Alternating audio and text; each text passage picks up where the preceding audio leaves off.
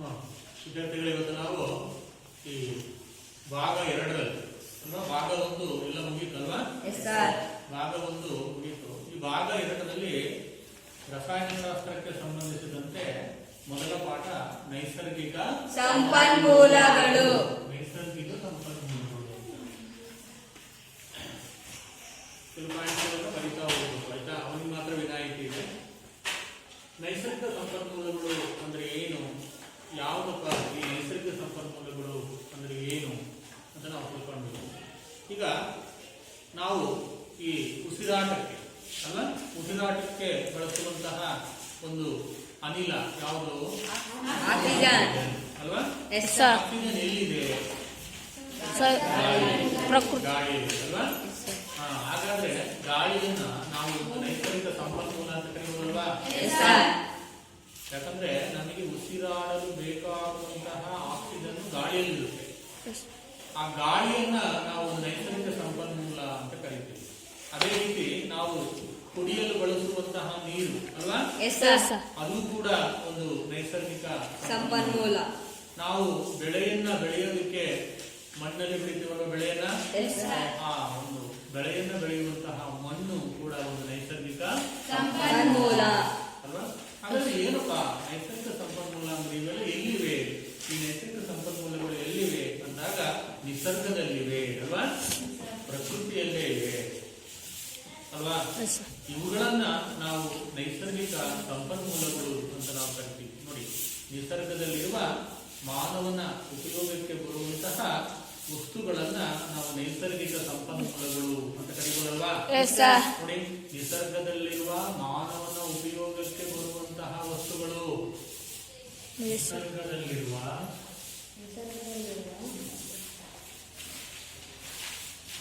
ಮಾನವನ ಅಥವಾ ಜೀವಿಗಳ, ಹೌದಾನೆ, ಜೀವಿಗಳ ಉಪಯೋಗಕ್ಕೆ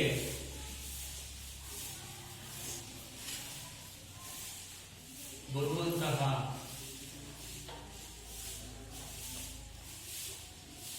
ವಸ್ತುಗಳೇ ನೈಸರ್ಗಿಕ ಸಂಪನ್ಮೂಲಗಳು.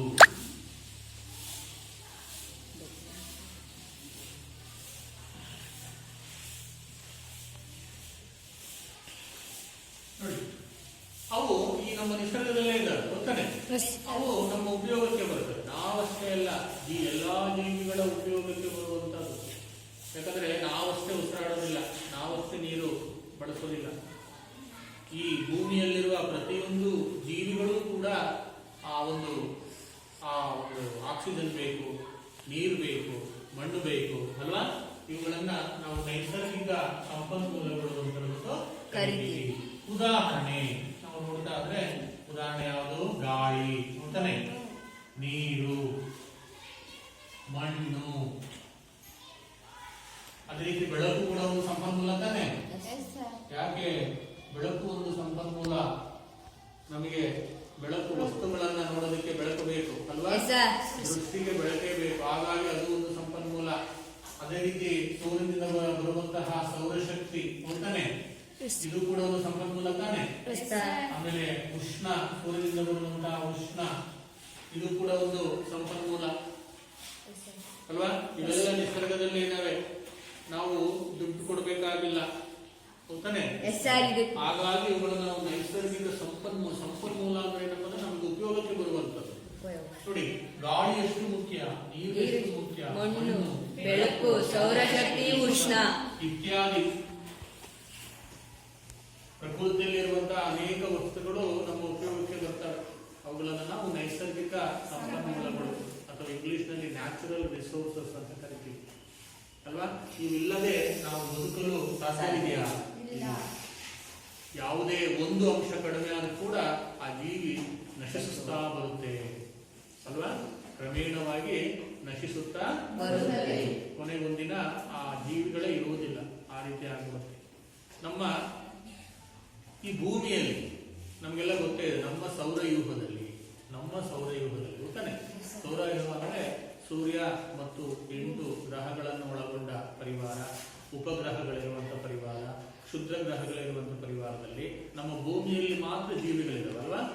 ನಮ್ಮ ಸೌರವ್ಯೂಹದಲ್ಲಿ ಬೇರೆ ಗ್ರಹಗಳಲ್ಲಿ ಜೀವಿಗಳು ಇಲ್ಲ. ಯಾಕೆ ಬೇರೆ ಗ್ರಹಗಳಲ್ಲಿ ಜೀವಿಗಳು ಇಲ್ಲ? ನಮ್ಮ ಸೌರವ್ಯೂಹದ ಭೂಮಿಯನ್ನು ಬಿಟ್ಟರೆ ಬೇರೆ ಗ್ರಹಗಳಲ್ಲಿ ಜೀವಿಗಳು ಇಲ್ಲ. ಯಾಕೆ? ನೋಡಿ, ಇಂತಹ ನೈಸರ್ಗಿಕ ಸಂಪನ್ಮೂಲಗಳು ಅಲ್ಲಿ ಇಲ್ಲ. ಬೇರೆ ಗ್ರಹಗಳಲ್ಲಿ ಇರ್ಬೋದು, ಬೆಳಕಿರ್ಬೋದು, ಅವು ಬದುಕಕ್ಕೆ ಸಾಧ್ಯವಿಲ್ಲ.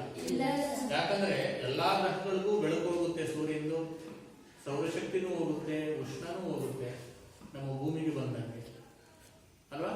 ಆದ್ರೆ ಅಲ್ಲಿ ಇರುವಂತಹ ನೈಸರ್ಗಿಕ ಸಂಪನ್ಮೂಲಗಳಲ್ಲಿ ಗಾಳಿ ಇಲ್ಲ, ನೀರಿಲ್ಲ, ಇರೋದಿಲ್ಲ, ಮರ ಗಿಡಗಳು ಇರೋದಿಲ್ಲ, ಪ್ರಕೃತಿ ಅಲ್ವಾ? ಹಾಗಾಗಿ ಬೇರೆ ಗ್ರಹಗಳಲ್ಲಿ ಜೀವಿಗಳು ಇಲ್ಲ. ನಮ್ಮ ಭೂಮಿಯಲ್ಲಿ ಮಾತ್ರ ಇರುವಂತದ್ದು ಇವೆಲ್ಲಾ ಸಂಪನ್ಮೂಲಗಳಿರೋದ್ರಿಂದ ಮತ್ತೆ ಉಷ್ಣದ ವ್ಯಾಪ್ತಿನೂ ನಾವು ಎಷ್ಟು ಬದುಕಕ್ಕೆ ಬೇಕೋ ಅಷ್ಟಿದೆ. ನಾವು ನೋಡಿ, ಸ್ವಲ್ಪ ಬಿಸಿಲು ಜಾಸ್ತಿ ಆದ್ರೆ ನಮಗೆ ಬೆವರು ಶುರುವಾಗುತ್ತೆ ಅಲ್ವಾ? ನೋಡಿ, ಅಂದ್ರೆ ಅಷ್ಟು ಸಮನಾದ ತಾಪಮಾನದ ವ್ಯಾಪ್ತಿಯಲ್ಲಿ ನಾವು ಬದುಕಬೇಕಿದೆ. ಹಾಗಾಗಿ ಭೂಮಿಯಲ್ಲಿ ಜೀವಿಗಳಿದ್ದಾವೆ ಅಂತ ನಾವು ಹೇಳ್ಬೋದು ಅಲ್ವಾ? ಈಗ ಈ ಎಲ್ಲವನ್ನ ನಾವು ನೈಸರ್ಗಿಕ ಸಂಪನ್ಮೂಲಗಳು ಅಂತ ನಾವು ಕರಿತೀವಿ. ಇಲ್ಲಿ ಮೊದಲಿಗೆ ಗಾಳಿ ಅಲ್ವಾ? ಗಾಳಿಯ ಬಗ್ಗೆ ತಿಳ್ಕೊಳ್ಳೋಣ. ಈ ಇನ್ನೊಂದು ಏನಪ್ಪಾ ಅಂದ್ರೆ, ಈ ಎಲ್ಲಾ ಸಂಪನ್ಮೂಲಗಳು ಹೇಗೆ ಹಂಚಿಕೆ ಆಗಿವೆ ಇಲ್ಲಿ ನಮ್ಮ ಭೂಮಿಯಲ್ಲಿ. ನೋಡಿ, ಹಂಚಿಕೆ, ನೈಸರ್ಗಿಕ ಸಂಪನ್ಮೂಲಗಳ ಹಂಚಿಕೆ ಹೇಗಾಗಿದೆ.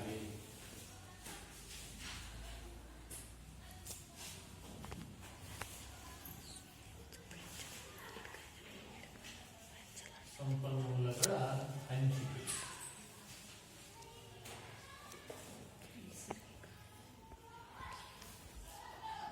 ನಾನು ಹೇಳಿದೆ, ಸಂಪನ್ಮೂಲಗಳು ಗಾಳಿ, ನೀರು, ಮಣ್ಣು, ಬೆಳಕು, ಉಷ್ಣ ಇವೆಲ್ಲ ನೈಸರ್ಗಿಕ ಸಂಪನ್ಮೂಲಗಳು ಹೇಗಪ್ಪ ಹಂಚಿಕೆಯಾಗಿವೆ ಅಂದಾಗ, ನಮ್ಮ ಭೂಮಿಯಲ್ಲಿ ನಮ್ಮ ಭೂಮಿ ಈ ಒಂದು ನೈಸರ್ಗಿಕ ಸಂಪನ್ಮೂಲಗಳನ್ನ 4 ಗೋಳಗಳಾಗಿ ವಿಂಗಡಿಸಬಹುದು. ಎಷ್ಟು ಗೋಳಗಳು?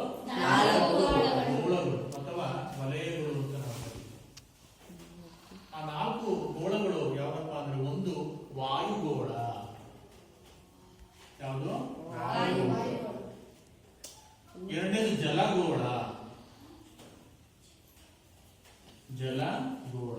ಮೂರನೇದು ಶಿಲಾಗೋಳ. ನಾಲ್ಕನೇದು ಜೀವಿಗೋಳ.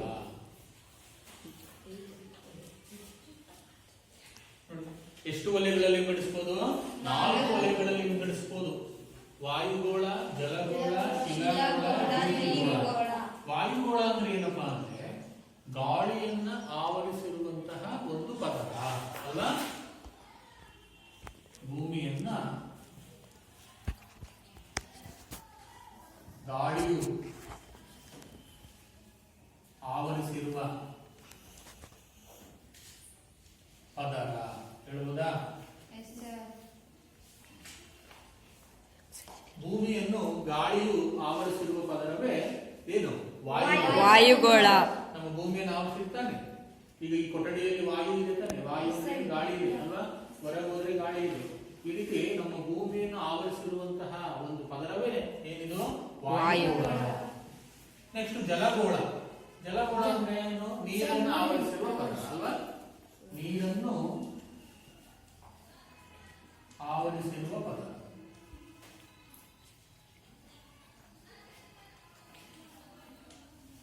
ನೀರನ್ನು ಆವರಿಸಲು. ನೀರು ನಮ್ಮ ಭೂಮಿಯಲ್ಲಿ ಯಾವ ಯಾವ ಮೂಲಗಳಲ್ಲಿದೆ ಅಂತ ನಾವು ನೋಡಿದ್ರೆ, ನದಿಗಳು ಅಲ್ವಾ?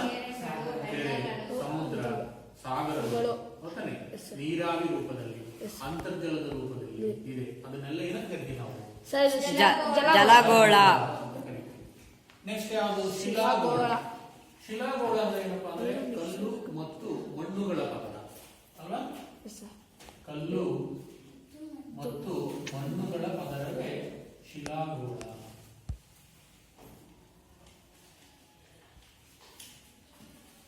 ನಮ್ಮ ಭೂಮಿ ಮೇಲ್ಭಾಗದಲ್ಲಿ ಕಲ್ಲು ಮತ್ತು ಮಣ್ಣಿದೆ ತಾನೆ, ಆ ಒಂದು ಪದರವನ್ನ ಶಿಲಾಗೋಳ ಅಂತ ಕರಿತೀವಿ. ಜೀವಿಗೋಳ. ಜೀವಿಗೋಳ ಅಂದ್ರೆ ಜೀವಿಗಳನ್ನು ಆವರಿಸಿರುವ ಪದರವನ್ನು ಜೀವಿಗೋಳ ಎನ್ನುವರು.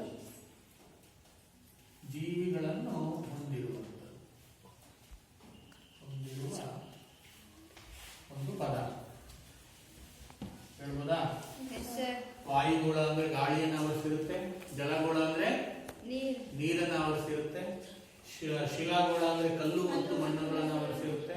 ಜೀವಿಗೋಳ ಅಂದ್ರೆ ಜೀವಿಗಳನ್ನು ಹೊಂದಿರುತ್ತೆ ಅಲ್ವಾ. ಇಲ್ಲಿ ಜೀವಿಗಳು ಹೇಗಪ್ಪ, ಜೀವಿಗಳು ಹೇಗೆ ಜೀವಗೋಳ ಅಂತ ನಾವು ಹೇಳ್ತೀವಿ ಅಂದಾಗ ಮನುಷ್ಯರು, ಪಕ್ಷಿಗಳು, ಗಿಡಮರಗಳು, ಪ್ರಾಣಿಗಳು, ಸೂಕ್ಷ್ಮ ಜೀವಿಗಳು ಇವೆಲ್ಲ ಸೇರಿ ನಾವು ಜೀವಿಗೋಳ ಅಂತ ನಿರ್ಮಿಸ್ಕೊಳ್ತೀವಿ ಅಲ್ವಾ. ಒಂದು ಹೇಳಿ, ಈ ರೀತಿ ನೈಸರ್ಗಿಕ ಸಂಪನ್ಮೂಲಗಳಲ್ಲಿ ವಾಯುಗೋಳದಲ್ಲಿವೆ, ಹೌದಾನೆ, ಜಲಗೋಳದಲ್ಲಿದೆ ನೈಸರ್ಗಿಕ ಸಂಪನ್ಮೂಲಗಳು, ಶಿಲಾಗೋಳದಲ್ಲಿವೆ ಮತ್ತು ಜೀವಿಗೋಳದಲ್ಲಿದೆ. ಈಗ ವಾಯುಗೋಳದಲ್ಲಿ ಇರುವಂತ ಸಂಪನ್ಮೂಲ ಯಾವ್ದಪ್ಪ? ಗಾಳಿ ಅಲ್ಲ. ವಾಯುಗೋಳದಲ್ಲಿ ಇರುವಂತ ಸಂಪನ್ಮೂಲ ಯಾವುದು? ಗಾಳಿ. ಮುಖ್ಯವಾಗಿ ವಾಯು ಅಂದ್ರೆ ಗಾಳಿನೇ ಅಲ್ಲ ಸಂಪನ್ಮೂಲ. ನೋಡಿ, ಈ ಗಾಳಿ ನಮ್ಮ ಉಸಿರು ಹೇಳ್ಬೋದಾ? ಗಾಳಿ ನಮ್ಮ ಉಸಿರು. ಗಾಳಿ ಇಲ್ಲ ಅಂದ್ರೆ ನಾವು ಉಸಿರು ಕಟ್ತೀವಿ, ಸತ್ತೋಗ್ತೀವಿ ಅಲ್ವಾ. ಜೀವಿಗಳು ಸತ್ತೋಗ್ತವೆ. ಉಸಿರು ಅಂದ್ರೆ ಗಾಳಿಯಲ್ಲಿರುವ ಉಸಿರಲ್ಲಿ ಯಾವ್ದಪ್ಪ ಅಂದ್ರೆ ಆಕ್ಸಿಜನ್, ಹೌದಾನೆ. ಗಾಳಿಯಲ್ಲಿ ಉಸಿರು ಯಾವುದು? ಆಕ್ಸಿಜನ್. ಈ ಆಕ್ಸಿಜನ್ ನಿಂದ ನಾವು ಉಸಿರಾಟವನ್ನ ಮಾಡ್ತೀವಿ.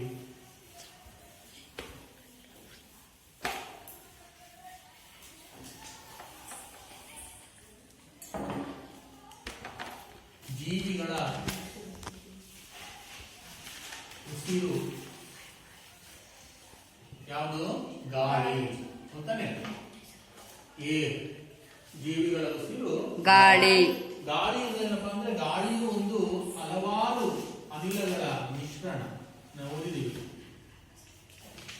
ಗಾಳಿ ಒಂದು ಮಿಶ್ರಣ ಅಂತ ಹೇಳಿದ್ವಲ್ವ ನಾವು. ಎಂತಹ ಮಿಶ್ರಣ ಅಂತ ಹೇಳಿದ್ವಿ?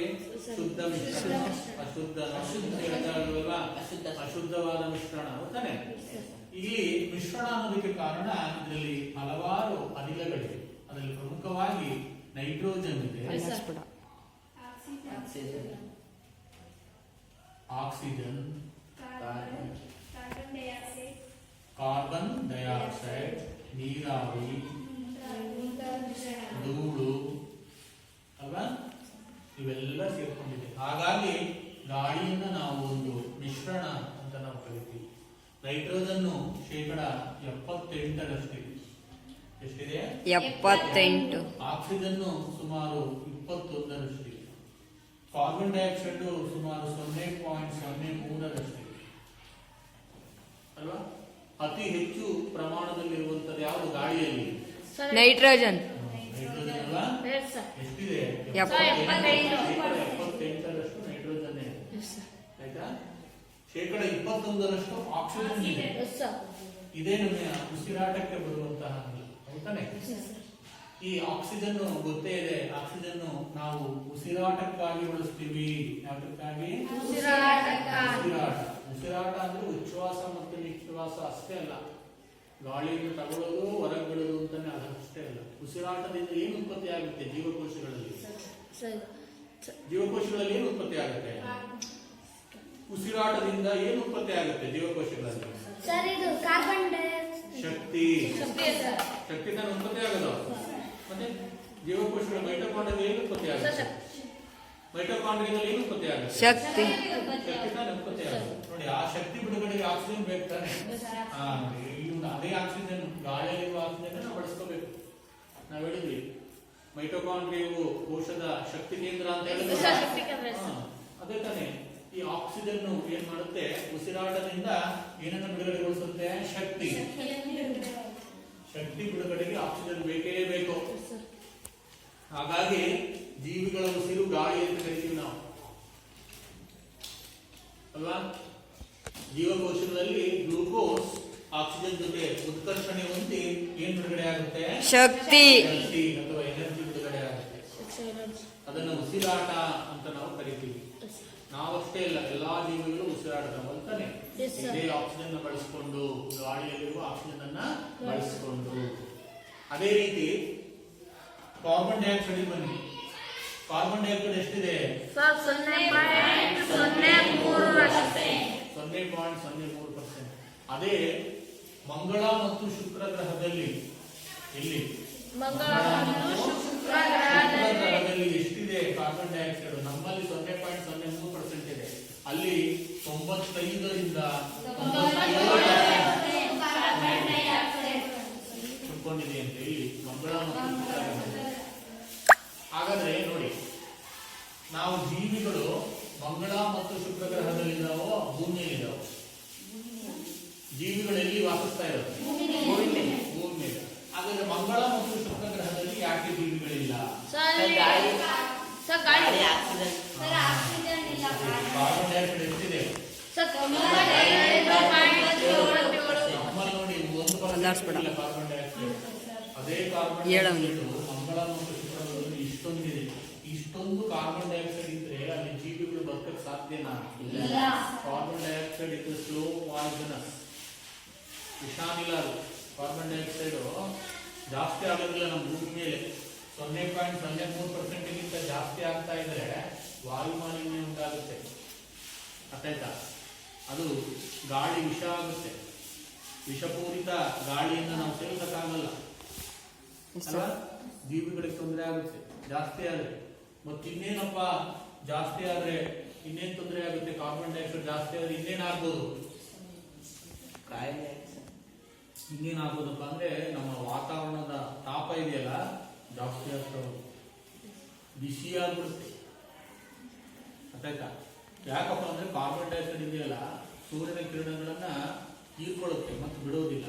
ಹಂಗಾಗಿ ಏನಾಗುತ್ತೆ? ವಾತಾವರಣದ ಉಷ್ಣತೆ ಏನಾಗುತ್ತೆ? ಹೆಚ್ಚಾಗ್ತಾ ಹೋಗುತ್ತೆ. ಅದಕ್ಕೋಸ್ಕರ ನೋಡಿ 95-97% ಅಂದ್ರೆ ಅಲ್ಲಿ ಇನ್ನೆಷ್ಟು ಉಷ್ಣತೆ ಇರ್ಬೋದು ನೋಡಿ. ಇಲ್ಲಿ ಮಂಗಳ ಮತ್ತು ಶುಕ್ರ ಅರ್ಥಾಯ್ತಾ? ಉಷ್ಣ ಎಷ್ಟೊಂದು ಇರ್ಬೋದು. ಆ ಉಷ್ಣದಲ್ಲಿ ಜೀವಿಗಳು ಬದುಕಕ್ಕಾಗುತ್ತಾ ಅಂತ ಕೇಳಿದ್ರು. ಅದಕ್ಕೋಸ್ಕರ ನೋಡಿ, ಈ ಕಾರ್ಬನ್ ಡೈಆಕ್ಸೈಡ್ ಕಡಿಮೆ ಇರೋದ್ರಿಂದ ಜೀವಿಗಳಿದ್ದಾವೆ. ಅದೇ ಜಾಸ್ತಿ ಇರೋದ್ರಿಂದ ಮಂಗಳ ಮತ್ತು ಶುಕ್ರ ಗ್ರಹದಲ್ಲಿ ಜೀವಿಗಳು ಬದುಕಕ್ಕೆ ಸಾಧ್ಯವಿಲ್ಲ. ಅರ್ಥಾಯ್ತಾ? ಯಾಕಂದ್ರೆ ಕಾರ್ಬನ್ ಡೈಆಕ್ಸೈಡ್ ಉಷ್ಣವನ್ನ ಹೀರಿಕೊಂಡು ಏನು ವಾತಾವರಣದ ಉಷ್ಣತೆಯನ್ನು ಏನ್ ಮಾಡುತ್ತೆ? ಜಾಸ್ತಿ ಮಾಡುತ್ತೆ. ಹಾಗಾಗಿ ಇದು 0.03% ಇರೋದ್ರಿಂದ ಜೀವಿಗಳು ನಮ್ಮ ಭೂಮಿಯಲ್ಲಿ ವಾಸ ಮಾಡೋದಕ್ಕೆ ಸಾಧ್ಯವಾಗಿದೆ. ಹಾಗಾದ್ರೆ ಅದೇ ಒಂದು ಕಾರ್ಬನ್ ಡೈಆಕ್ಸೈಡ್ ಯಾವುದರಿಂದ ಬಿಡುಗಡೆ ಆಗ್ತಿದೆ ನಮ್ಮ ಭೂಮಿಯಲ್ಲಿ? ಎಲ್ಲ ಯಾವುದರಿಂದ ಬಿಡುಗಡೆ ಆಗ್ತಿದೆ? ಒಂದು ಜೀವಿಗಳ ಉಸಿರಾಟದಿಂದ ಬಿಡುಗಡೆ ಆಗ್ತಿದೆ ಕಾರ್ಬನ್ ಡೈಆಕ್ಸೈಡ್. ನಾವು ಉಸಿರಾಡ್ತೀವಲ್ಲ ಅಲ್ವಾ? ನಾವು ಹೊರಗೆ ಬಿಡುವಂತ ಅನಿಲ ಯಾವುದು? ಉಸಿರು ತಗೊಂಡ್ರೆ ಆಕ್ಸಿಜನ್, ಹೊರಗೆ ಬಿಟ್ರೆ ಕಾರ್ಬನ್ ಡೈಆಕ್ಸೈಡ್. ಎಲ್ಲಿ ಉತ್ಪತ್ತಿ ಆಗುತ್ತೆ? ನಮ್ಮ ದೇಹದಲ್ಲಿ ಉತ್ಪತ್ತಿ ಆಗುತ್ತೆ. ಇಲ್ಲಿ ಮೈಟೋಕಾಂಡ್ರಿಯಾ ಶಕ್ತಿ ಉತ್ಪತ್ತಿ ಮಾಡುತ್ತಲ್ವಾ, ಅವಾಗ ಕಾರ್ಬನ್ ಡೈಆಕ್ಸೈಡ್ ಉತ್ಪತ್ತಿ ಮಾಡುತ್ತೆ. ಅರ್ಥಾಯ್ತಾ? ಅದು ಒಳಗಿರೋದಿಲ್ಲ, ಅದು ಹೊರಗೆ ಬರಬೇಕು. ಅವಾಗ ನಾವು ಉಸಿರನ್ನು ಹೊರಗೆ ಬಿಡ್ತೀವಲ್ಲ, ಅವಾಗ ಕಾರ್ಬನ್ ಡೈಆಕ್ಸೈಡ್ ಹೊರಗೆ ಬರುತ್ತೆ. ಆಮೇಲೆ ಸಸ್ಯಗಳು ಬಳಸ್ಕೊಳ್ತಾರೆ ದ್ಯುತಿ ಸಂಶ್ಲೇಷಣೆಗೆ, ಆಹಾರವನ್ನ ಉತ್ಪತ್ತಿ ಮಾಡಬಹುದು. ಆಮೇಲೆ ಮತ್ತೆ ಕಾರ್ಬನ್ ಡೈಆಕ್ಸೈಡ್ ಹೆಂಗ್ ಬಿಡುಗಡೆ ಆಗುತ್ತೆ? ಎರಡನೇದು ದಹನ ಕ್ರಿಯೆಯಿಂದ. ದಹನ ಕ್ರಿಯೆ, ಬರ್ನಿಂಗ್ ಏನೇನನ್ನ ನಾವು ದಹನ ಕ್ರಿಯೆ ಮಾಡ್ತೀವಿ? ಯಾವುದನ್ನು ಬರ್ನ್ ಮಾಡ್ತೀವಿ? ಬರ್ನ್ ಯಾವ್ದು ಮಾಡೋದು ನಾವು? ಯಾವುದನ್ನು ಉರಿಸೋದು ಯಾವುದು? ಉರಿಸೋದು ಯಾವುದು? ಯಾವುದನ್ನು ಉರಿಸ್ತೀವಿ ನಾವು? ಬೆಂಕಿಯಿಂದ ಉರಿಸ್ತೀವಿ. ಅದೇ ಏನು ಕುಡಿಸ್ತೀವಿ? ಅದು ಏನು ಕುಡಿಸೋದು? ಬೆಂಕಿ ಯಾಕೆ ಹಚ್ಚೋದು ನಾವು? ಆಹಾರ ತಯಾರಿ ಮಾಡಿ, ಆಹಾರ ಬೇಯಿಸಕ್ಕೆ. ಅದಕ್ಕೆ ತಾನೇ ಉರಿಸೋದು ನಾವು. ಸುಮ್ಮನೆ ಉರಿಸ್ಕೊಂತೀವ? ಇಲ್ಲ. ಸುಮ್ಮನೆ ಮನೇಲಿ ಬೆಂಕಿ ಹಾಕೊಂತೀವ? ಇಲ್ಲ. ಅಡುಗೆ ಮಾಡಕ್ಕೆ ಉಪಯೋಗಿಸ್ತೀವಿ ಗೊತ್ತಾನೆ. ಮತ್ತೇನಕ್ಕೆ ಉಪಯೋಗಿಸ್ತೀವಿ? ಬೆಂಕಿ ಹೊಡಿಯೋದು, ನೀರು ಕಾಯಿಸಕ್ಕೆ ಅಲ್ವಾ? ಅಡುಗೆ ಮಾಡಕ್ಕೆ, ನೀರು ಕಾಯಿಸಕ್ಕೆ, ಚಳಿ ಕಾಯಿಸಕ್ಕೆ ಉಪಯೋಗಿಸ್ತೀವಲ್ವಾ? ಅದನ್ನೇ ಹೇಳೋದು ಉರಿಸುವುದು ಅಂದ್ರೆ. ಅದನ್ನ ಏನಂತ ಕರಿತೀವಿ ನಾವು? ದಹನ ಕ್ರಿಯೆ. ಮತ್ತೆಲ್ಲ ಉರಿಸ್ತೀವಿ? ಕಾಡ್ಗಿಚ್ಚು. ಕಾಡ್ಗಿಚ್ಚು ಕಾಡುಗಳಲ್ಲಿ ಹಂಚ್ಕೊಳ್ಳೋದು. ಕಾಡಲ್ಲಿ ಬೆಂಕಿ ಹಚ್ಕೊಳ್ಳೋದು, ಅದು ಕಾಡ್ಗಿಚ್ಚು ಅಂತ ಕರಿತೀವಿ. ಅದರಿಂದನೂ ಕಾರ್ಬನ್ ಡೈಆಕ್ಸೈಡ್ ಬಿಡುಗಡೆ ಆಗುತ್ತೆ. ಸರ್ ಮತ್ತೆ ನಾವು ದಹನ ಕ್ರಿಯೆಯಿಂದ ಕೂಡ ಕಾರ್ಬನ್ ಡೈಆಕ್ಸೈಡ್ ಬಿಡುಗಡೆ ಆಗುತ್ತೆ. ಸೌದೆ ಉರಿಸೋದು, ಸ್ಟವ್ ಹಚ್ಚೋದು, ಪ್ಲಾಸ್ಟಿಕ್ LPG ಹಚ್ಚೋದು, ಪ್ಲಾಸ್ಟಿಕ್ ಸುಟ್ಟರು, ಅವೆಲ್ಲವನ್ನು ದಹನ ಕ್ರಿಯೆ ಅಂತಾನೆ ಕರೆಯೋದು. ಅದರಿಂದ ಕಾರ್ಬನ್ ಡೈಆಕ್ಸೈಡ್ ಬಿಡುಗಡೆ ಆಗುತ್ತೆ ವಾತಾವರಣಕ್ಕೆ ಅಲ್ವಾ? ಕಾಡ್ಗಿಚ್ಚಿನಿಂದ ಉಂಟಾಗುತ್ತೆ. ಇದನ್ನು ನಾವೆಂತ ಕರಿತೀವಿ? ದಹನ ಕ್ರಿಯೆ. ದಹನ ಕ್ರಿಯೆ ಅಂತ ಕರಿತೀವಿ. ಗೊತ್ತಾಯ್ತಾ? ಇಲ್ಲ ಗೊತ್ತಾಯ್ತಾ? ಮತ್ತೆ ಎಲ್ಲಿ ಇದು ಮಾಡ್ತೀವಿ ದಹನ ಕ್ರಿಯೆ? ಬೈಕ್, ವಾಹನಗಳಲ್ಲಿ ಪೆಟ್ರೋಲ್ ಹಾಕ್ಸ್ತೀವಲ್ವಾ, ಅದು ಉರಿಯುತ್ತೆ. ಡೀಸೆಲ್ ಹಾಕ್ಸ್ತಾರೆ, ಉರಿಯುತ್ತೆ. ಸಿಲಿಂಡರ್ ಹಾಕ್ತಾರೆ, ಅದು ಉರಿಯುತ್ತೆ. ಅದು ದಹನ ಕ್ರಿಯೆನೆ. ಅದರಿಂದ ಕಾರ್ಬನ್ ಡೈಆಕ್ಸೈಡ್ ಬಿಡುಗಡೆ ಆಗುತ್ತೆ ವಾತಾವರಣಕ್ಕೆ. ಗೊತ್ತಾಯ್ತಾ? ಗೊತ್ತಾಯ್ತಾ? ಕಾರ್ಬನ್ ಡೈಆಕ್ಸೈಡ್ ಎಷ್ಟು ಒಳ್ಳೇದೋ ಅಷ್ಟೇ ಕೆಟ್ಟದ್ದು ಕೂಡ ಇದೆ. ಒಳ್ಳೇದೇನಕ್ಕೆ ಉಪಯೋಗ ಆಗುತ್ತೆ? ಕಾರ್ಬನ್ ಡೈಆಕ್ಸೈಡ್ ಅನ್ನು ಉಪಯೋಗ ಏನು? ಸಸ್ಯಗಳು ದ್ಯುತಿ ಸಂಶ್ಲೇಷಣೆ ಕ್ರಿಯೆಗೆ ಬಳಸ್ಕೊಳ್ತವೆ ಅಲ್ವಾ? ಉಪಯೋಗ ತಾನೇ ಅದು. ಆಮೇಲೆ ಸಮುದ್ರದಲ್ಲಿ ಚಿಪ್ಪುಗಳು, ಯಾವ ಚಿಪ್ಪುಗಳು? ಶಂಕು, ಕಪ್ಪೆ ಚಿಪ್ಪು, ಶಂಕುಗಳೆಲ್ಲ ಇದಾವಲ್ಲ, ಅವೆಲ್ಲ ನಿರ್ಮಾಣ ಮಾಡ್ಕೊಳ್ಳೋದಿಕ್ಕೆ ಅವು ಸಮುದ್ರದಲ್ಲಿರುವ ಕರಗಿರುವ ಕಾರ್ಬನ್ ಡೈಆಕ್ಸೈಡ್ ಅನ್ನು ಬಳಸ್ಕೊಳ್ತವೆ. ಕಾರ್ಬನೇಟ್ಗಳು. ಗೊತ್ತಾಯ್ತಾ? ಕಾರ್ಬನ್ ಡೈಆಕ್ಸೈಡ್ ಅಲ್ಲೂ ಉಪಯೋಗ ಆಗುತ್ತೆ. ಸಮುದ್ರದಲ್ಲಿ ಚಿಪ್ಪುಗಳ ನಿರ್ಮಾಣ ಅಂದ್ರೆ ಅವು ಕಪ್ಪೆ ಚಿಪ್ಪು, ಶಂಕು, ಇದೆಲ್ಲ ನೋಡಿ ಮೃದ್ವಂಗಿಗಳು ಅಂತ, ಅವುಗಳ ನಿರ್ಮಾಣಕ್ಕೆ ಬಳಸ್ಕೊಳ್ತವೆ. ಎರಡು ರೀತಿ ಉಪಯೋಗ ಇದೆ. ಒಂದು ಕಾರ್ಬನ್ ಡೈಆಕ್ಸೈಡ್ ನ ಉಪಯೋಗ ಒಂದು ದ್ಯುತಿ ಸಂಶ್ಲೇಷಣೆಗೆ ಅಲ್ವಾ?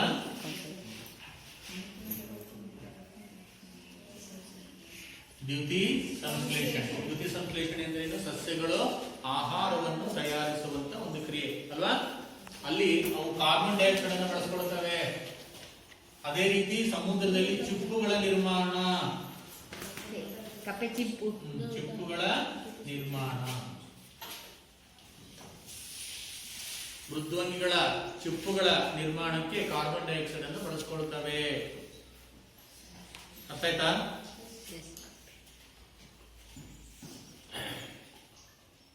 ಈಗ ನಾವು ಈ ವಾಯುಗೋಳ ಅಂದ್ರೆ ಏನು, ವಾಯುಗೋಳದಲ್ಲಿ ಏನೇನಿದೆ ಅಲ್ವಾ? ಜೀವಿಗಳ ಉಸಿರು, ಗಾಳಿ ಅಂತ ತಿಳ್ಕೊಂಡ್ವಿ. ಅದರಲ್ಲಿ ನಮಗೆ ಬೇಕಾಗಿರುವಂತಹ ಅಂಶಗಳು ನೈಟ್ರೋಜನ್ 78% ಸಸ್ಯಗಳಿಗೆ ಬೇಕು, ಪ್ರೋಟೀನ್ ತಯಾರಿಕೆಗೆ, ಆಕ್ಸಿಜನ್ ನಮಗೆ ಜೀವಿಗಳಿಗೆ ಉಸಿರಾಟಕ್ಕೆ ಬೇಕು, ಕಾರ್ಬನ್ ಡೈಆಕ್ಸೈಡ್ ಸಸ್ಯಗಳಲ್ಲಿ ದ್ಯುತಿ ಸಂಶ್ಲೇಷಣೆ ನಡೆಸಕ್ಕೆ ಬೇಕು, ಸಮುದ್ರದಲ್ಲಿ ಜೀವಿಸುವ ಮೃದ್ವಂಗಿಗಳ ಚಿಪ್ಪುಗಳ ನಿರ್ಮಾಣಕ್ಕೆ ಕಾರ್ಬನ್ ಡೈಆಕ್ಸೈಡ್ ಬಳಕೆ ಆಗುತ್ತೆ ಅಲ್ವಾ? ಅದೇ ಯಾಕೆ ಮಂಗಳ ಮತ್ತು ಶುಕ್ರ ಗ್ರಹದಲ್ಲಿ ಯಾವುದೇ ಜೀವಿಗಳಿಲ್ಲ? ಅದಕ್ಕೆ ಕಾರಣ 95-97% ಕಾರ್ಬನ್ ಡೈಆಕ್ಸೈಡ್ ಇರುವುದರಿಂದ. 95ರಿಂದ 97% ಕಾರ್ಬನ್ ಡೈಆಕ್ಸೈಡ್ ಇರುವುದರಿಂದ. ಈಗ ನೆಕ್ಸ್ಟ್ ಇದೇ ವಾಯುಗೋಳದ ಪಾತ್ರವೇನು? ಜೀವಿಗಳ ಒಂದು ಹವಾಮಾನ ನಿಯಂತ್ರಣದಲ್ಲಿ ವಾಯುಗೋಳದ ಪಾತ್ರ.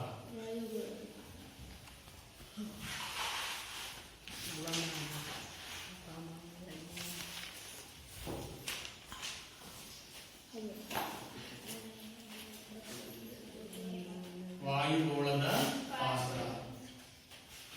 ವಾಯುಗೋಳ ಅಂದ್ರೆ ಏನು? ಗಾಳಿಯಿಂದ ಆವರಿಸಿರುವಂತ ಪದರ ವಾಯುಗೋಳ ಅಲ್ವಾ?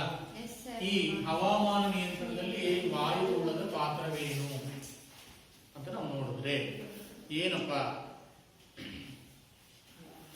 ಈಗ ವಾಯುಗೋಳ, ಈ ಗಾಳಿಯು ನಮ್ಮನ್ನ ಹೇಗೆ ರಕ್ಷಿಸ್ತಾ ಇದೆ ಅಂತ ನೋಡಿದ್ರೆ ನಮಗೆ ಆಶ್ಚರ್ಯ ಆಗುತ್ತೆ.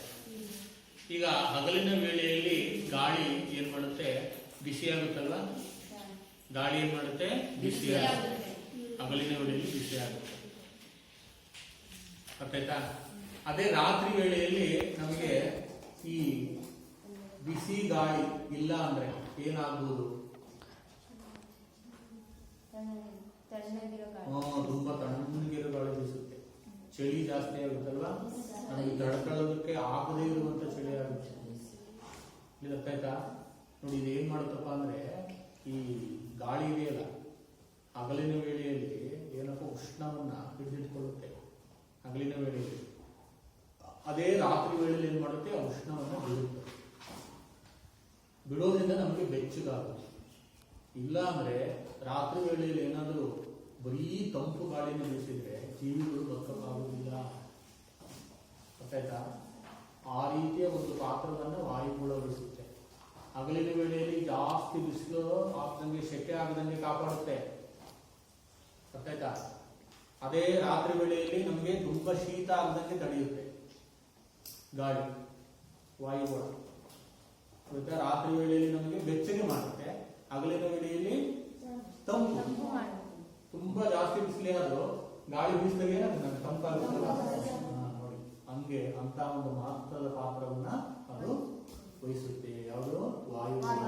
ವಾಯುಗುಣದ ಒಂದು ಮಹತ್ವ ಪಾತ್ರ ಏನಪ್ಪ ಅಂದ್ರೆ, ಇದು ಈ ಭೂಮಿಯ ಉಷ್ಣತೆಯನ್ನ ಸ್ಥಿರವಾಗಿಟ್ಟುಕೊಳ್ಳುತ್ತೆ. ಭೂಮಿಯ ಉಷ್ಣತೆ, ಭೂಮಿಯ ಉಷ್ಣತೆಯನ್ನು ಸ್ಥಿರವಾಗಿಟ್ಟುಕೊಳ್ಳುತ್ತದೆ. ಸ್ಥಿರವಾಗಿರುತ್ತದೆ.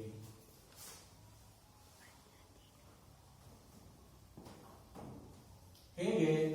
ಹಗಲಿನ ವೇಳೆಯಲ್ಲಿ ಜಾಸ್ತಿ ಆಗಂಗಿಲ್ಲ, ರಾತ್ರಿ ವೇಳೆಯಲ್ಲಿ ಕಡಿಮೆ ಆಗಲ್ಲ.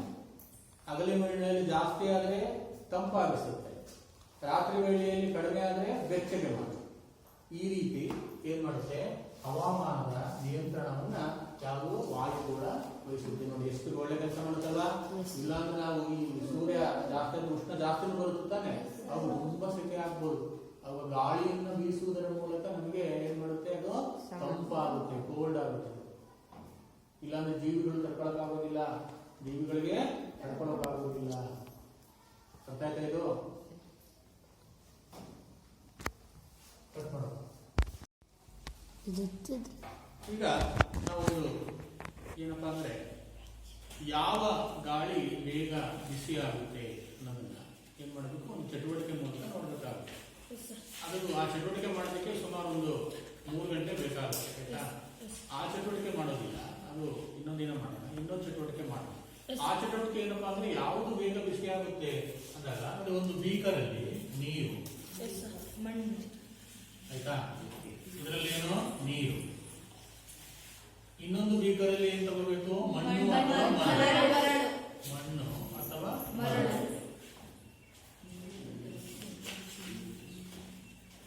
ಇನ್ನೊಂದು ಒಂದು ಖಾಲಿ ಬಾಟ್ಲಿ ತಗೊಂಡು, ಏನು, ಖಾಲಿ ಪ್ಲಾಸ್ಟಿಕ್ ಬಾಟ್ಲಿ ತಗೊಂಡು ಅದಕ್ಕೊಂದು ರಂಧ್ರವನ್ನ ಮಾಡಿ ಒಂದು ಥರ್ಮಾಮೀಟರ್ ಅಥವಾ ಉಷ್ಣತಾ ಮಾಪಕವನ್ನು ಇಡಬೇಕು. ಈ ಮೂರನ್ನು ಸುಮಾರು 3 ಗಂಟೆ, ಎಷ್ಟು ಗಂಟೆ? 3 ಗಂಟೆ.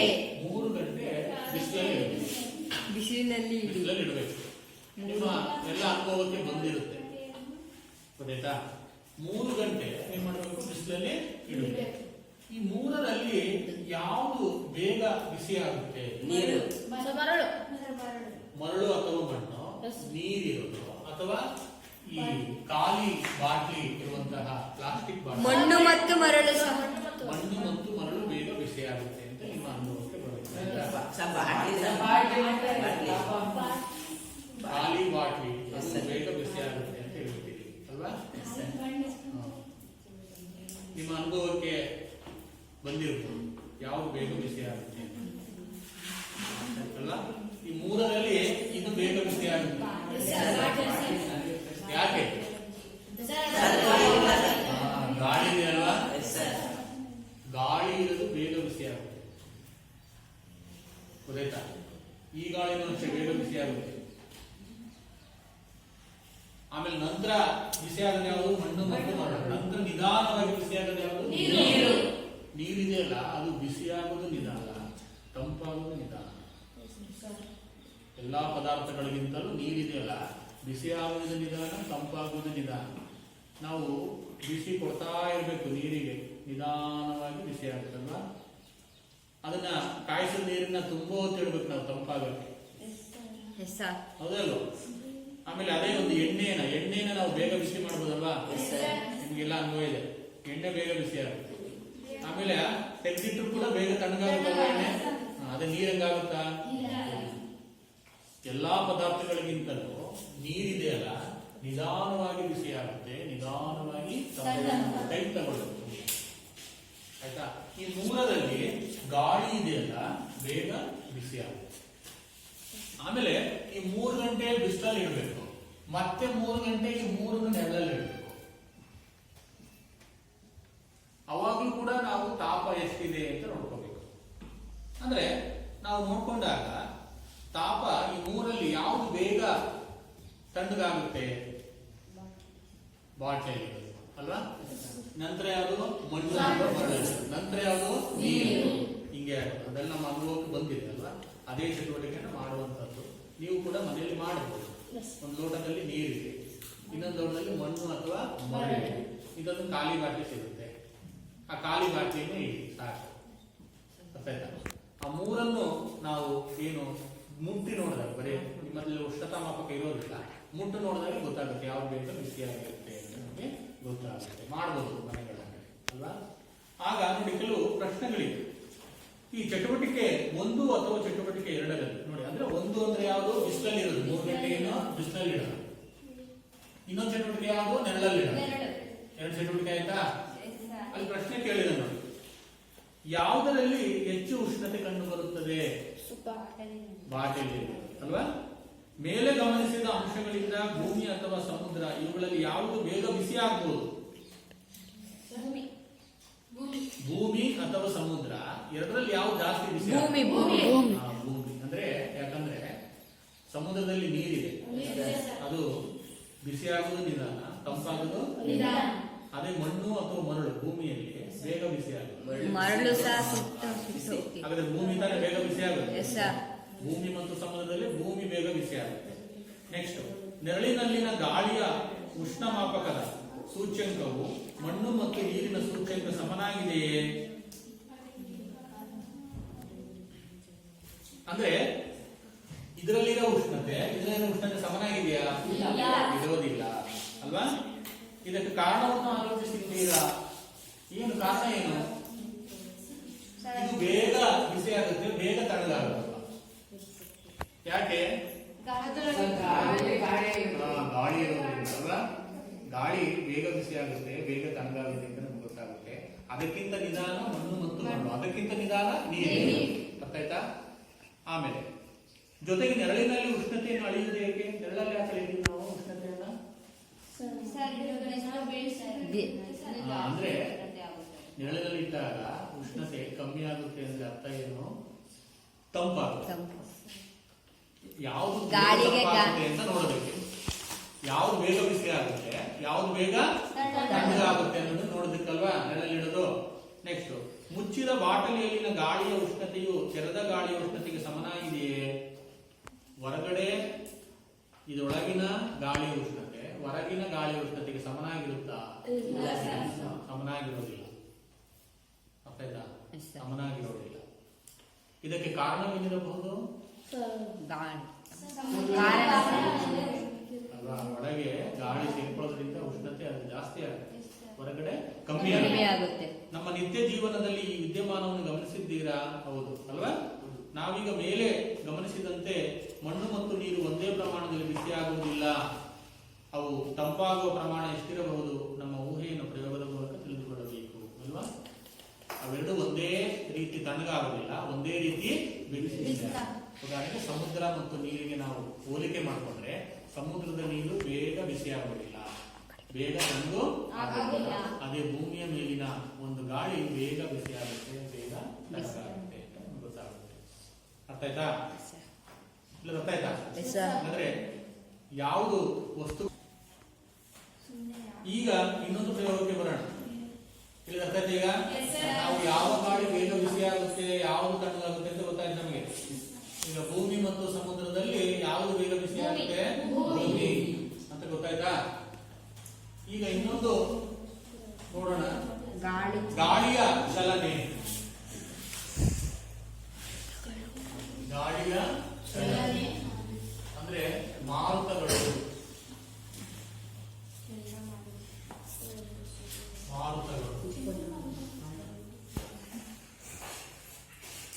ನೋಡಿ ಏನಪ್ಪಾ ಅಂದ್ರೆ ಗಾಳಿ ನಾವು ಹೊರಗಿದ್ದಾಗ ಒಂದೇ ಕಡೆ ಇರುತ್ತೆ. ಗಾಳಿ ಕೆಲಸದ ನಮ್ಗೆ ಗೊತ್ತಾಗುತ್ತಲ್ವಾ? ಹೆಂಗೆ ನಮ್ಗೆ ಗೊತ್ತಾಗುತ್ತೆ ಗಾಳಿ ಚಲಿಸ್ತಿದೆ ಅಂತ? ಮರಗಿಡಗಳು ಅಲ್ಲಾಡ್ತವೆ, ಬಟ್ಟೆ ಒಣಗಿ ಹಾಕಿದ್ರೆ ಅಲ್ಲಾಡ್ತವೆ, ಕವರ್ ಆರೋಗ್ತಿದ್ರೆ ನಮ್ಗೆ ಗೊತ್ತಾಗುತ್ತೆ, ಒಳ್ಳೆ. ಒರೆಸಿದ್ರೆ ಗೊತ್ತಾಗುತ್ತೆ. ಅದು ಚಲನೆ ಅಲ್ವಾ? ಒಂಥರ ಬಾಡಿ ತಣ್ಣಗಾಗುತ್ತೆ, ತಂಪು. ಆ ಒಂದು ಗಾಳಿಗೆ ಚಲನೆ ಹೆಂಗ್ ಬರುತ್ತಪ್ಪ, ಅದು ಇಂಪಾರ್ಟೆಂಟ್ ಅಲ್ವಾ? Yes, sir. ನೋಡಿ, ಈ ಒಳಗಿರುವ ಗಾಳಿಗೆ ಚಲನೆ ಇದೆ, ಈಗ ಸ್ವಲ್ಪ ಇದೆ, ಅದು ನಮ್ಮ ಕಣ್ಣಿಗೆ ಕಾಣೋದಿಲ್ಲ. ಕಾಣುತ್ತಿಲ್ಲ. ಅದು ಜಾಸ್ತಿ ಗಾಳಿಗೆ ಬಂದಾಗ ಚಲನೆ ಇದೆ. ತಂಪಾಗುತ್ತೆ. ಒಂದ್ ಕಡೆಯಿಂದ ಇನ್ನೊಂದ್ ಕಡೆ ಚಲಿಸುತ್ತೆ ಅದು ಗಾಳಿ, ಒಂದ್ ಕಡೆಯಿಂದ ಇನ್ನೊಂದ್ ಕಡೆಗೆ ಚಲಿಸುತ್ತೆ. ಚಲಿಸ್ತಾ ಇರುತ್ತೆ ಗಾಳಿ. ಆ ಚಲನೆ ಯಾಕಪ್ಪ ಬರುತ್ತೆ ಗಾಳಿಗೆ ಅಲ್ವಾ? ಅದನ್ನೇ ನಾವು ಮಾರುತಗಳು ಅಂತ ಕರಿತೀವಿ. ಏನಂತ ಕರಿತೀವಿ? ಮಾರುತಗಳು ಉಂಟಾಗ್ತವೆ ಅಂತ ನಾವು ಕರಿತೀವಿ. ನೋಡಿ, ಹಾಗಾದ್ರೆ ಈ ಗಾಳಿ ಮೂರು ರೀತಿಯಲ್ಲಿ ಬೀಸುತ್ತೆ. ಒಂದು ತಂಗಾಳಿ. ತಂಗಾಳಿ ಅಂದ್ರೆ ಏನು? ತಂಪಾದ ಗಾಳಿ, ತಂಗಾಳಿ. ಇನ್ನೊಂದು ರೀತಿ ಯಾವ್ದಪ್ಪ ಅಂದ್ರೆ ಮಾರುತಗಳ ರೂಪದಲ್ಲಿ, ಇನ್ನೊಂದು ಚಂಡಮಾರುತಗಳ ರೂಪದಲ್ಲಿ. ಮೂರು ರೀತಿ ಬೀಸುತ್ತೆ. ಯಾವ್ಯಾವ ರೂಪದಲ್ಲಿ? ತಂಗಾಳಿಯ ರೂಪದಲ್ಲಿ ಬೀಸುತ್ತೆ ಗಾಳಿ, ಮಾರುತಗಳ ರೂಪದಲ್ಲಿ, ಇನ್ನೊಂದು ಚಂಡಮಾರುತಗಳ ರೂಪದಲ್ಲಿ. ಇದು ಮೂರು ಡಿಫ್ರೆನ್ಸ್ ಇದೆ ನೋಡಿ. ತಂಗಾಳಿ ಅಂದ್ರೆ ಏನು? ತಂಪಾದ ಗಾಳಿ, ಬೀಸೋದು ಹೊರಗೆ ನಿಂತ್ಕೊಂಡ್ರೆ ಬೀಸೋದು ತಂಪಾದ ಗಾಳಿ ಅಲ್ವಾ? ಮಾರುತ, ಮಾರುತ ಯಾವಾಗ ಬೀಸುತ್ತಪ್ಪ? ಜೋರಾಗಿ ಮಳೆ ಬರುವ ಸಂದರ್ಭದಲ್ಲಿ ಬೀಸುತ್ತಲ್ಲ, ಅದು ಮಾರುತ. ಮಳೆ ಎಷ್ಟು ಗಾಳಿ ಚಂಡಮಾರುತ? ಎಲ್ಲಿ ಚಂಡಮಾರುತಗಳು ಎಲ್ಲಿ ಉಂಟಾಗುತ್ತೆ? ಸಮುದ್ರದಲ್ಲಿ. ಚಂಡಮಾರುತ, ಚಂಡ ರೂಪವನ್ನು ತಾಳಿರುವ ಮಾರುತಗಳು ಭೀಕರವಾಗಿ ಈಗ ಮಳೆ ಆಗ್ತಿರೋದು ಚಂಡಮಾರುತದಿಂದ ತಾನೆ. ಸೈಕ್ಲೋನ್ ಅಂತ ಕರಿತೀವಲ್ವಾ? ಸೈಕ್ಲೋನ್ ಅಂದ್ರೆ ಏನಪ್ಪಾ ಅಂದ್ರೆ ಸಮುದ್ರದಲ್ಲಿ ಒತ್ತಡ ಏರುಪೇರಾದಾಗ ಅದು ಸೈಕ್ಲೋನ್ ಅಂತ ಕರಿತೀವಿ. ಸಮುದ್ರದಲ್ಲಿ ಗಾಳಿಯ ಒತ್ತಡ ಏರುಪೇರಾದಾಗ,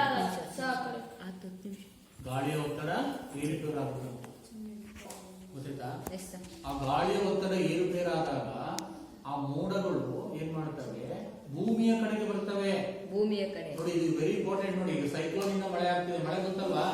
ಇದು ಮಳೆಗಾಲ ಅಲ್ಲ, ಆದ್ರೂ ಸೈಕ್ಲೋನ್ ಇಂದ ಮಳೆ ಆಗ್ತಿದೆ ಅಂದ್ರೆ ಅದಕ್ಕೆ ಕಾರಣ ಈ ಒಂದು ಗಾಳಿಯ ಚಲನೆ, ಮಾರುತಗಳು.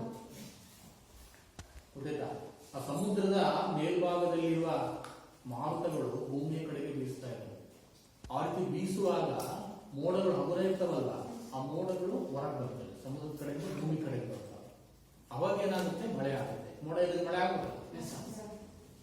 ಗೊತ್ತೇಳಿದ್ದು, ಸಾಕಷ್ಟು ಮೋಡಗಳು ರೂಪುಗೊಳ್ಳೋದಿಲ್ಲ ಸಮುದ್ರದಲ್ಲಿ. ಯಾಕೆ? ಅಲ್ಲಿ ನೀರು ಜಾಸ್ತಿ ಇರೋದ್ರಿಂದ ನೀರು ನೀರಾವಿಯಾಗಿ ಅಲ್ಲಿ ಮೋಡಗಳು ರೂಪುಗೊಳ್ತಾ ಇದ್ದಾವೆ ಸಮುದ್ರದ ಮೇಲೆ. ಅವು ಹೆಂಗಪ್ಪ ಈ ಕಡೆ ಬರ್ತವೆ ಅಂದಾಗ ಅಲ್ಲಿ ಆ ಗಾಳಿಯ ಒತ್ತಡದಲ್ಲಿ ವ್ಯತ್ಯಾಸ ಆದಾಗ ಈ ಕಡೆ ನುಗ್ಗುತ್ತವೆ. ಗೊತ್ತಾಯ್ತಾ? ಈ ಸಂದರ್ಭದಲ್ಲಿ ಯಾಕೆ ನುಗ್ಗುತ್ತವೆ ನೋಡಿ ಅಂದಾಗ, ಈ ಭೂಮಿ ಜಾಸ್ತಿ ಬಿಸಿಯಾಗಿದೆ ತಾನೇ. ಈಗ ಭೂಮಿ ಜಾಸ್ತಿ ಬಿಸಿಯಾಗಿದೆ, ಸಮುದ್ರದಲ್ಲಿ ಈಗ ಬೇಸಿಗೆಯಿಂದ ಅಲ್ಲೂ ನೀರು ಬಿಸಿಯಾಗಿದೆ. ಅವಾಗ ಏನಾಗುತ್ತೆ? ಎರಡೂ ಕಡೆ ವ್ಯತ್ಯಾಸ ಆದಾಗ ಆ ಕಡೆಯಿಂದ ಮೋಡಗಳಲ್ಲಿ ಈ ಕಡೆ ಬರ್ತವೆ. ಅವಾಗ ಸೈಕ್ಲೋನ್ ಆಗುತ್ತೆ. ಬಂಗಾಳ ಕೊಲ್ಲಿಯಲ್ಲಿ ಈಗ ಸೈಕ್ಲೋನ್ ಆಗಿರೋದು, ಅದಕ್ಕೆ ಮೋಡ ಈ ಕಡೆ ಬಂದು ಮಳೆ ಸುರಿಸ್ತಾ ಇದೆ ಅಲ್ವಾ? ಹೌದಲ್ವಾ? ಇದು ನಾವೇನ್ ಕರಿತೀವಿ? ಸೈಕ್ಲೋನ್ ಅಂತ ಕರಿತೀವಿ. ಏನಂತ ಕರಿತೀವಿ? ಸೈಕ್ಲೋನ್. ಈಗ ನೋಡ, ಒಂದು ಪ್ರಯೋಗದ ಮೂಲಕ ಈ ಗಾಳಿಯ ಪ್ರವಾಹಗಳು ಹೇಗೆ ಉಂಟಾಗ್ತವೆ ಅಂದ್ರೆ, ಬಿಸಿ ಗಾಳಿ, ತಣ್ಣನೆ ಗಾಳಿ ಹೇಗೆ ಉಂಟಾಗ್ತವೆ ಅಂತ ನಾವು ನೋಡೋಣ. ಈಗ ಒಂದು ಬೀಕರ್ ತಗೊಂಡಿದ್ದೀನಿ, ಆಯ್ತಾ? ಆಮೇಲೆ ಇದು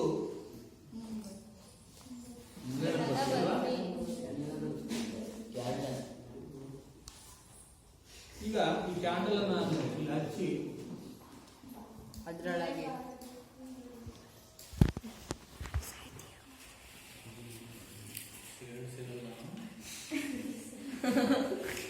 ಬೆಂಕಿ ಪಟ್ಟ ಇಟ್ಕೊಂಡಿದ್ದಾರೆ.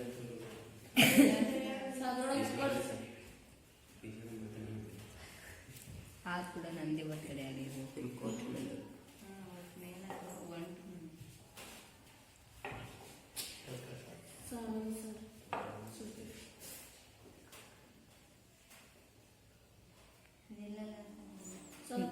ಅದು ನಿಲ್ಲಿಸ್ಬೋದು. ನಿನಗೇನು ಬುಲ್ಡ ಇಲ್ಲ ಮೀನಾಕ್ಷಿ. ಅದು ಉದ್ದ ಇದ್ರೆ ಹಾಕಿ ಮುಂಬುತ್ತೆ. ಉದ್ದ ಇದೆ ಹೊರಗೆ ಹೋಗುತ್ತೆ. ಸರ್ ಅದ್ರದ್ದು ಇದ್ಬಿಟ್ರಿ ಸರ್, ಅದ್ಮೇಲೆ ಇದ್ ಬರುತ್ತಲ್ಲ ಇವಾಗ ಹೊಂಟುತ್ ನೋಡು ಸ್ವಲ್ಪ ಕರೆಕ್ಟಾಗಿ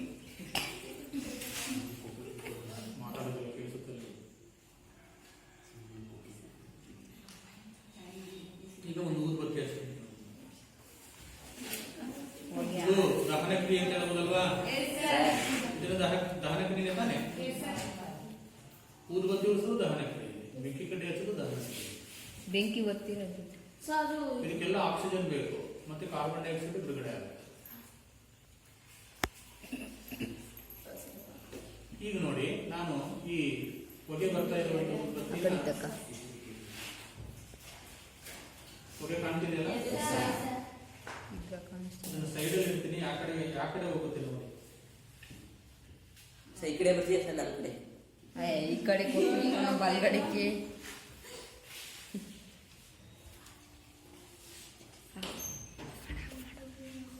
ಬಾಫಣ ಆಮೇಲೆ ಮಾಡೋದು ಮಾಡಿ.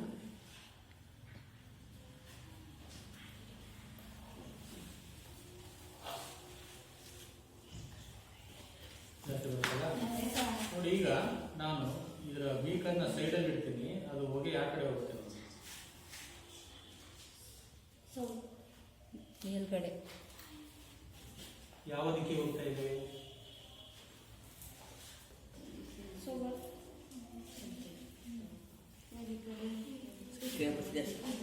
ಸರ್ ನನ್ನ ಕಡೆಗೆ ಬರ್ತೈತಿ.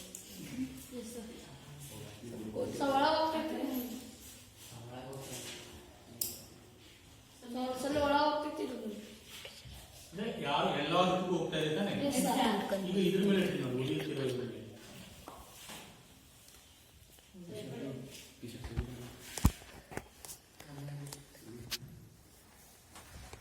ನೋಡಿ ಎಲ್ಲ ಹೋಗ್ತಿದೆ, ಮೇಲ್ಭಾಗದಲ್ವಾ ನೇರವಾಗಿ ಹೋಗ್ತಿದೆ ನೋಡಿ. ಗೊತ್ತಾನೆ ಈಗ ನೇರವಾಗಿ ಹೋಗ್ತಿದೆ ಅಲ್ವಾ? ಇದೇ ಸೈಡಿಗೆ ಹಿಡಿದಾಗ ನೋಡಿ ಎಲ್ಲಾ ದಿಕ್ಕಲ್ಲೂ ಹೋಗುತ್ತೆ ನೋಡಿ ಅಲ್ವಾ? ಅದೇ ಇಲ್ಲಿ ಇಡ್ತೀನಿ ನೋಡಿ. ಯಾವ ರೀತಿ ಹೋಗ್ತಿದೆ? ಮೇಲ್ ಹೋಗ್ತಿದೆ, ನೇರಕ್ಕೆ ಹೋಗ್ತಿದೆ ಅಲ್ವಾ? ಅಂದ್ರೆ ಆ ಗಾಳಿ ಬಿಸಿ ಗಾಳಿ, ಸುತ್ತಲೂ ಇರೋ ಗಾಳಿ ತಣ್ಣನೆ ಅಲ್ವಾ? ಹಾಗಾದ್ರೆ ಗಾಳಿ ಬಿಸಿ ಆದಾಗ ಯಾವ ದಿಕ್ಕಿಗೆ ಹೋಗುತ್ತೆ? ಮೇಲ್ಭಾಗಕ್ಕೆ ಹೋಗುತ್ತೆ ಅಂತ ಗೊತ್ತಾಗುತ್ತೆ.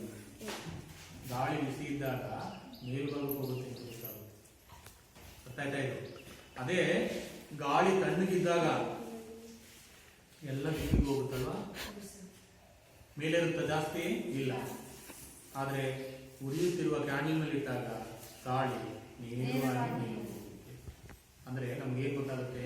ಬಿಸಿ ಗಾಳಿ ಭೂಮಿಯನ್ನ ಬಿಟ್ಟು ಎಲ್ಲಿ ಹೋಗುತ್ತೆ? ಮೇಲೆ ಮತ್ತೆ ಹೇಳಿದ್ದು ಮೇಲ್ಭಾಗಕ್ಕೆ ಹೋಗುತ್ತೆ ಅಂತ ಗೊತ್ತಾಗುತ್ತೆ ನಮಗೆ. ಇದರಿಂದ ನೋಡಿ ಹೇಗೆ ಮಾರುತಗಳು ಉಂಟಾಗಬಹುದು ಅಂದಾಗ ನೋಡಿ, ಈ ಸೂರ್ಯನ ಶಾಪಕ್ಕೆ ಏನಾಗುತ್ತೆ? ಗಾಳಿ ಬಿಸಿ ಆಗುತ್ತಲ್ವಾ? ಭೂಮಿಯ ಕೆಳಭಾಗ ನೋಡಿ, ಭೂಮಿ ಅಂದ್ರೆ ಇಲ್ಲಿರೋ ಗಾಳಿ ಬಿಸಿ ಆಗುತ್ತಲ್ವ ಬೇಗ. ಈ ಬಿಸಿ ಗಾಳಿ ಏನಾಗುತ್ತೆ?